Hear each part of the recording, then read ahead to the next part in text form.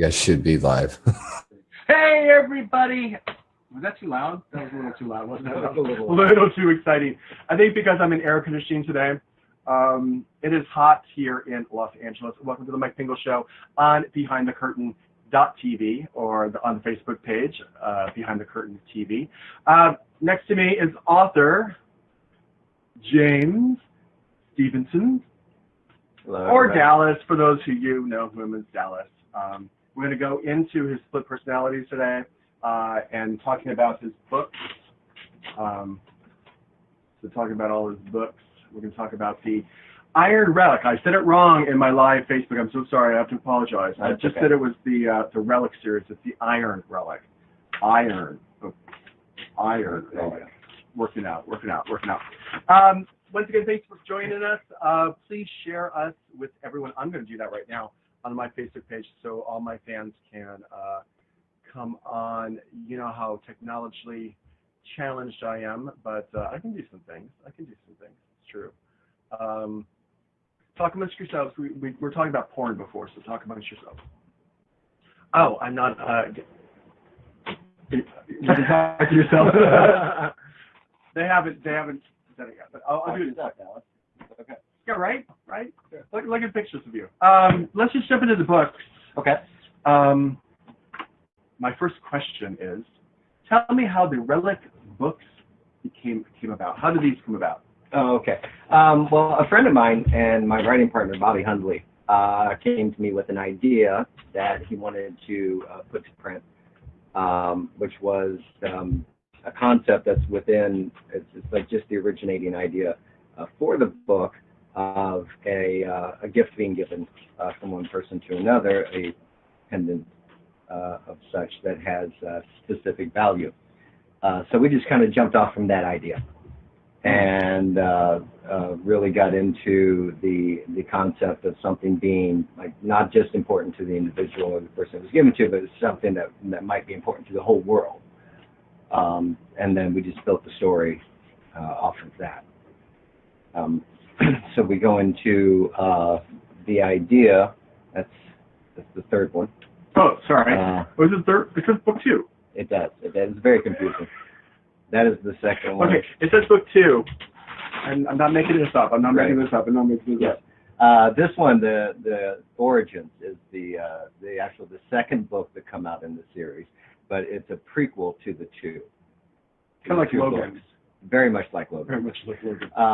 So it is the 3-book series is it's a suspense thriller series that goes all the way back to 1915, World War I, and spans through current modern day today.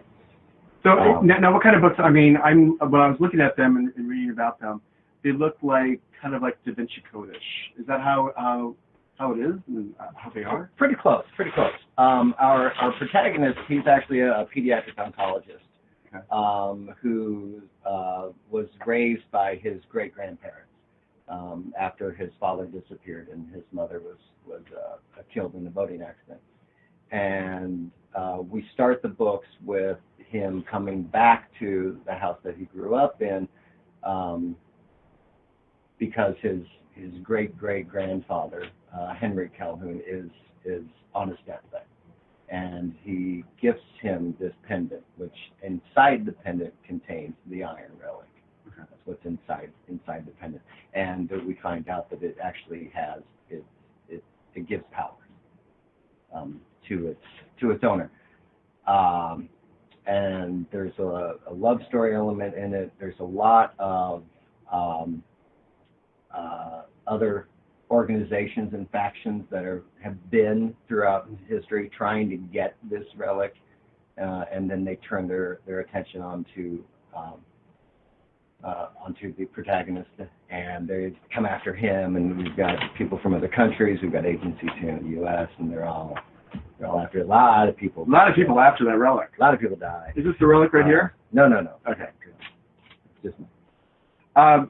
So how did you find the concept? I mean, was the concept you found? Did you wake up one night and said, "Oh, I have a concept for the story," or do you and Bobby just sit down and write a story, or how did it come about? Did you like think of it, or was it something that came out of organically in someone's life? The original concept actually came out of Bobby's life. He had a very, very important moment in his life when his grandfather gifted him a necklace that he handcrafted himself, and it was very important to him. And that's what he wanted to expand on.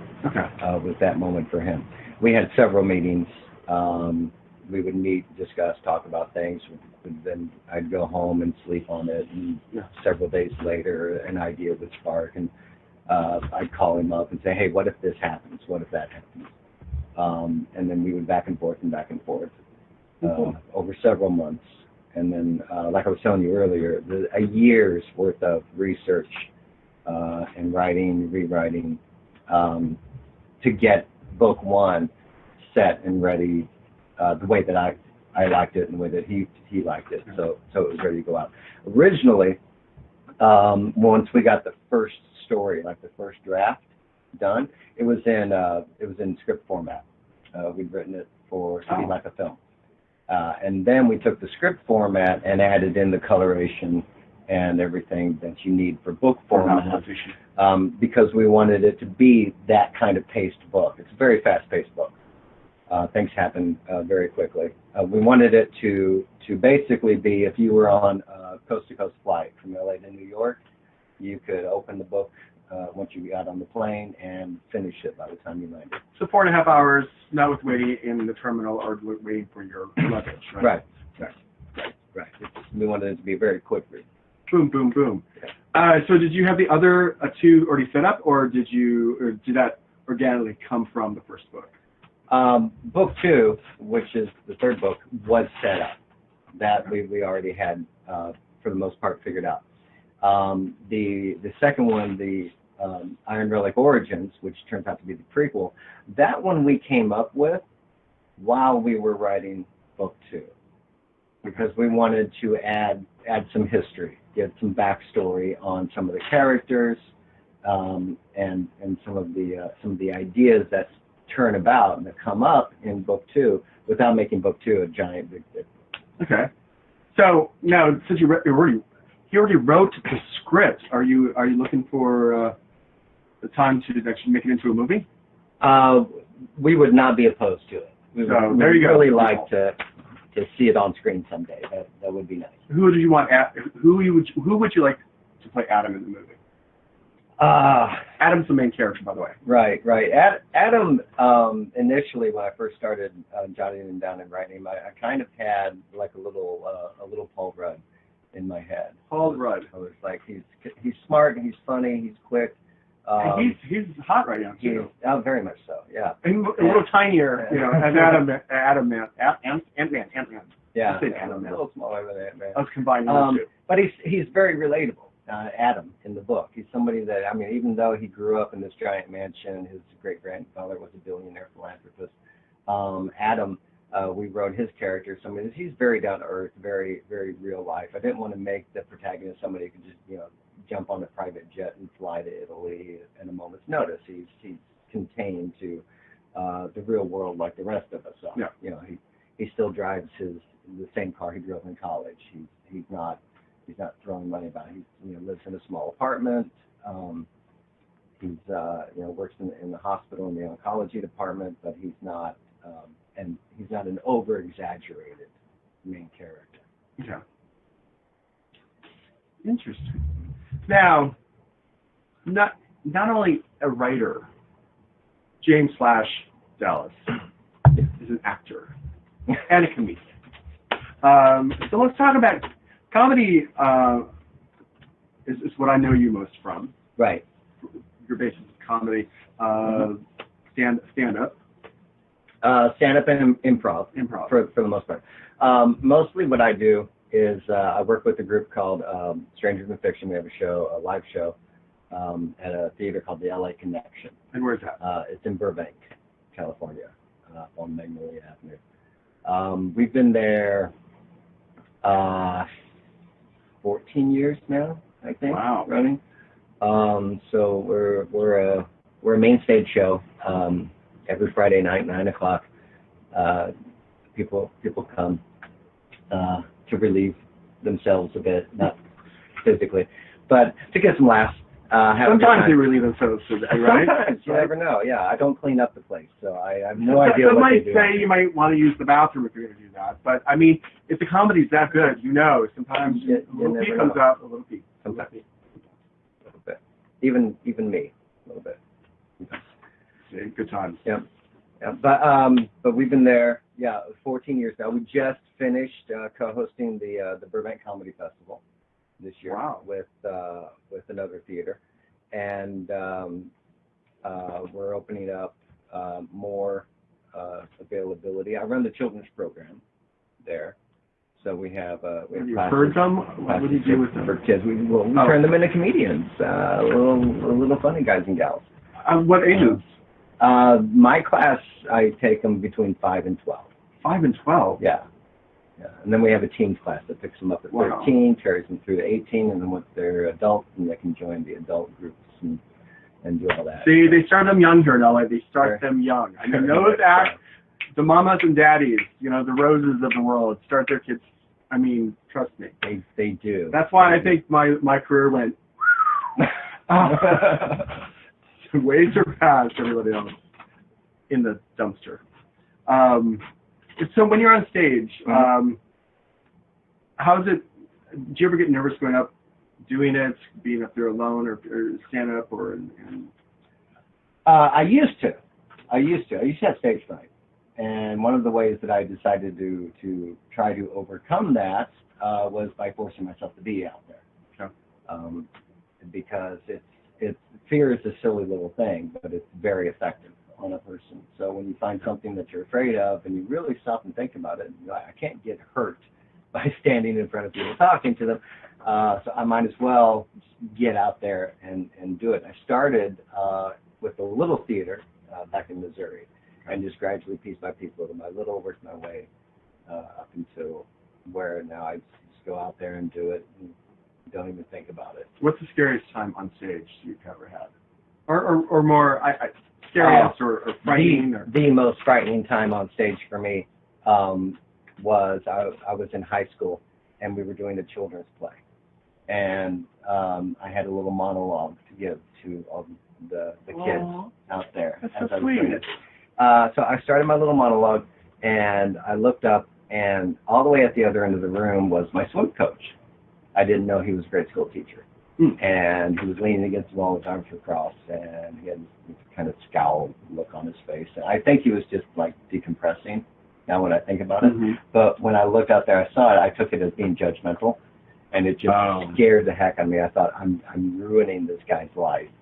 It's kind of the feeling I got. So I choked, forgot all my lines. That's crazy. I went a whole different way in that story. Let's go ahead. As I said, we were talking porn before we started. They were talking porn. Oh. I was just listening. Oh, that's right. Sorry. Oh. Drinking coffee today. Yes, we are. My lovely mugs. I need to get an orange mug.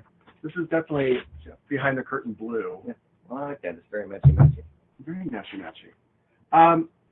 What's the best time ever on stage for you? The best time on stage is when I get laughter.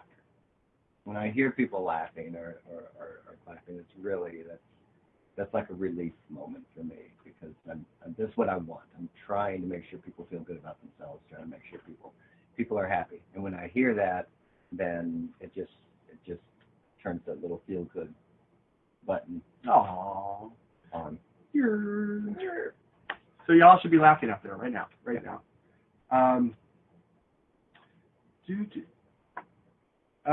Here you go again. My assistant not writing perfectly. We have a question. We can go to a question right now because I can't read my notes. I'm going to a viewer question. Oh, tell a joke. Tell a joke right now. Tell a joke. Not sure I can tell a joke. I know comedians don't like to be put on the spot. Second, well, don't like to be in a room with nobody to laugh. That's the other thing. Well, it's very quiet in here. There are comics that can turn on, and they turn on all the time. I'm an interactive comic, so I work with the audiences. We go back and forth. Yeah. Do a lot of talking and stuff. So I'm not a joke teller type of comic. I'm somebody that can just take information from the audience and flip it on the theater. There you go. So knock knock jokes, I don't have any. Knock, knock. Who's there? Pingel's here. There you go. You're welcome. It's free. You're welcome. Welcome. Talking about worms, because we were talking about worms. It's my segue into the worm. We're segueing. He has a brand new book out, or actually an ebook. Yeah, a children's ebook, another collaborative project. Everything I do, I like to work with other people.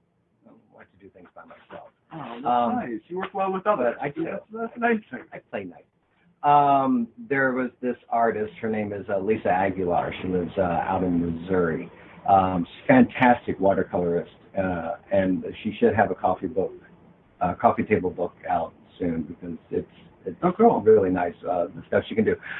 But we wrote a children's ebook that's available on Kindle called Walter the Earthworm, and it's the story of a little worm, and it's his first time out of the house by himself, right? And it's basically a teaching moment from parents to kids. It's an early reader book, so it depends on their reading level, but I can read it. I can read it. Like 4 to 8 or so. My reading range. But there are some moments in there when those are moments for like the parents. Okay, here's a moment where you can talk. We just kind of open doors for things. Like, well, Walter gets in a little bit of trouble on his way. He's outside. He's trying to get to the apple tree, and he has the fisherman come by and wants to take him fishing. Walter. Did he go? Walter goes. And that's the moment. You shouldn't do that. But then there are also other talk. Shouldn't go with strangers. Don't go with strangers. Talk moments for that. Walter has a friend who gets in trouble, and Walter, instead of just going by and choosing to not help that friend, Walter stops and he helps that other friend. So that's a talking moment as well, choosing to help. So what you're saying, there's a lot of things that I can learn from this book. Yes. Not just kids, moms and dads can learn some stuff from it. We can learn, and maybe a president can learn something from this too. Yeah, maybe. I don't know. I'm not going political today. Don't start with that. Now, we talked a little bit about the LA Connection. Yes. Let's talk a little bit more about what do they do there? How can people go to see the shows? Sure. All that fun stuff. Sure. We're at 3435 West Magnolia in Burbank. It's a nice little comedy theater. There are shows on Friday nights, Saturday nights, and Sunday nights. And what kind of shows are those? They're interactive improv comedy shows. Okay. So is someone on the mic and you're talking to people or asking questions to people, or what would someone expect when they went to go see the show? It depends on the show that you come to see. A lot of them are scene work oriented pieces where suggestions are gotten from the audience. Kind of like Whose Line? Very much like Whose Line Is It? Whose Line Is It? Some shows will actually pull audience members up on stage and we have a little bit of fun with them there. My show is it's very interactive. Some shows will pull people up. Some shows will actually go out into the crowd and talk with them. So the crowd is interactive with what's going on. Yes, very much so. And then the last 30 minutes of my show, usually, it depends on the week, but usually we have 30 minutes of a musical segment with our improv rock band. Improv rock band too? Yeah. Wow. And we'll play some music and sing some made-up songs based on whatever the audience. So are you the lead vocal of the made-up rock? No, my character, his cool. My character's name is Chopper, and he's the backup singer that refuses to stand in the back. So he stands. And if you know Dallas, that's and, truly him. That's absolutely. He doesn't want to stand in the back. No, I don't stand in the back. But he does take lead on songs every now and then when inspired, too. And I'm assuming maybe his lead is not on key sometimes? Oh, no. Chopper's very gravelly. He's kind of a mix between Bon Scott and Dr. Teeth from the Muppets. His vocal range is very wide, very wide. Wow. So that's all during the weekends. Yeah, those Friday night at 9 o'clock. People can come see that, but they can see shows on the weekends too. But during the week at the theater, we're actually a comedy school. So I have, like I say, I have a children's class that's on Sundays, and then we have a children's show where our young performers actually put on shows for other kids. Oh, wow. And then there's a teenage program on Saturdays. Teenagers do the same thing. And then during the week, our adult performers, they'll have classes during the week. So, what famous people have come out of your class? I mean, other than you. I mean, would we have not seen any of them? We tout a few names. We don't claim to have made anyone, but we do have some celebrities that have passed through our doors and then have made careers for themselves afterwards. Name names. Just drop a few names. I can draw. Hank Azaria has been through our doors. Will Ferrell has been through our doors. Matthew Perry's been through our doors. Those are funny people. There's some pretty funny people have come through, taken some classes, and then gone on to become famous on their own right. Yeah, I saw a very unfunny movie last night, though. Oh, what was it? Baywatch. Yes. Wow. I don't know if you've seen Baywatch. No, I'm not. Holy balls. First off, to make an hour show that was Baywatch into an hour and 40-minute plus. Well, I would imagine there was a lot of slow motion running. They made it more a joke. They made it more of a joke in the movie. Like, Pamela Anderson. I'm not gonna. If you haven't seen it, Pam does a small cameo. Pamela Sue Anderson does a small cameo at the end, and she's all in slow motion, which she's probably the best part of the whole film. I was like, she looks better than. Although Zach, holy beach balls! I mean, Zach was amazing, but they really stretched some of the naughty sex It was just bad. And then I saw Snatched, through Goldie Hawn with the other chick, Sarah. No, what is her name? The blonde one. Anyway, we watched that right after, and that was pretty good. That was good. Yeah. I mean, I'm not saying that. I think all film and everybody who does a film and works on something has puts their best work forward. Yeah. And the best foot forward and creating. And I'm not saying I'm not a critic. I just thought it was just Baywatch was just something to behold. I mean, if Zach wasn't half naked in most of it, and the beautiful girls, but I think that's pretty much what they had going for them. Let's get some really good looking people, put them in the smallest amount of fabric as possible. Yeah. And maybe try to build a story around it. And I think if the movie was shorter, I mean, it was funny. My friend Eric, who we were watching it, I was watching it with together. Yeah. And at the end, they had all those clips, those funny blooper scenes. And he goes, Mike, I'm like, what? He goes, when you see blooper scenes at the end of the movie, I just feel it's a really bad movie because they try to make you think, oh, these are the funny things. And a lot of those were funnier than the movie. Although, I don't want to say not to see it. If you love Baywatch, I'm sure it was funny. David Hasselhoff does a couple cameo in the movie, but I was really not. I was strangely sad about the comedy, and I was hoping that you'd seen it so we could talk about it. But now I just ate up 5 minutes me having my review of Baywatch. And Snatched was good too.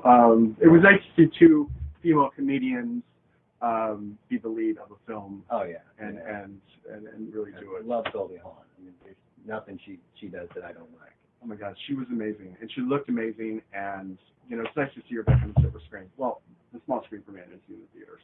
Right. What is your favorite comedy movie of all time? I'm a real Young Frankenstein fan. It's probably my favorite. Roll the hay. Yeah, that's weird. My second one would be Blazing Saddles. Yes. I just really love that. Yeah, I mean, he was amazing. Yeah. But that just kind of, no limits comedy, just kind of throw it out there, and really good, good writing, great acting, and just just let it be what it is. Yeah. And he was amazing. No apologies. And Willy Wonka too. Yeah. He's amazing. So who is your all-time icon or comedian for you? Oh, there's so many. I think Gene Wilder. I think everything he did, even his partner work in the buddy comedies. With Richard Pryor? Yeah, with Richard Pryor. Those were great. Well, they're all 70 films. Great, I mean, yeah. those 70. I mean, I think a lot of the great comedy came out of the 70s, and I think a lot of it was because they were all doing original stuff, and now they all like remake it, you know, and they're like, stop remaking the crap because it was so good when it came out. Yeah. There's a lack of originality right now. Yeah, in films. It's kind of sad. Although I think there's a lot of originality out here with people creating stuff, but I think the top people just, let's do something safe that's going to make people come to the theater and make money. I think a lot of it has to do with that. A lot of the numbers and the top people don't have a comedy. They just only see dollars and cents. And, you know, anyway.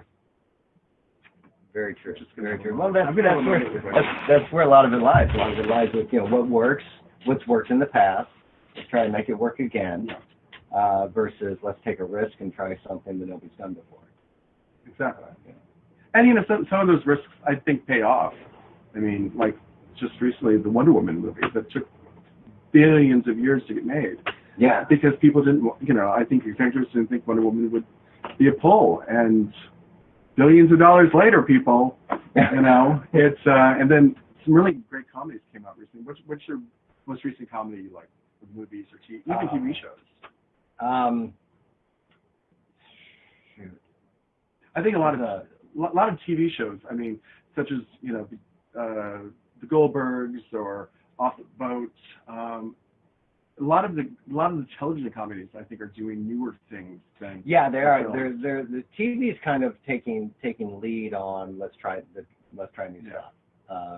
Kind of zone. Film is still wanting to play it safe, but you do see a lot of new ground being broken on television more and more now. Fresh Off the Boat's a great show, and I love Kimmy Schmidt on Netflix, which is amazing. If you haven't seen Unthinkable Kimmy Schmidt, I think it's called Unsinkable. Yeah. Unthinkable. Another theme song. I'm not going to sing it.